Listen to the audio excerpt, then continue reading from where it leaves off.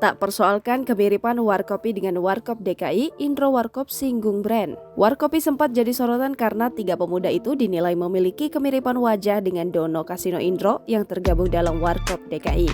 Namun, kemunculan mereka sontak menjadi polemik seiring viralnya konten parodi Warkop DKI bertajuk sketsa Warkopi.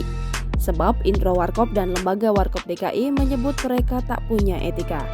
Indro Warkop saat menjadi bintang tamu The Close the Door Corbuzier Podcast kembali menegaskan permasalahannya dengan Warkopi bukan karena kemiripan. Indro Warkop mengungkapkan brand tersebut sudah beralih ke lembaga Warkop DKI sejak 2004, sementara lembaga Warkop DKI kini dikelola oleh anak Dono, Kasino, dan Indro. Alasan Indro menghibahkan brand tersebut kepada mereka karena demi keberlangsungan hidup di masa mendatang. Oleh karena itu, Indro Warkop sekali lagi menegaskan ia dan lembaga Warkop DKI bukan mempermasalahkan kemiripan, tetapi brand yang sudah terdaftar di DJKI. Dalam kasus ini, pihak Warkopi dituding telah melanggar hak kekayaan intelektual.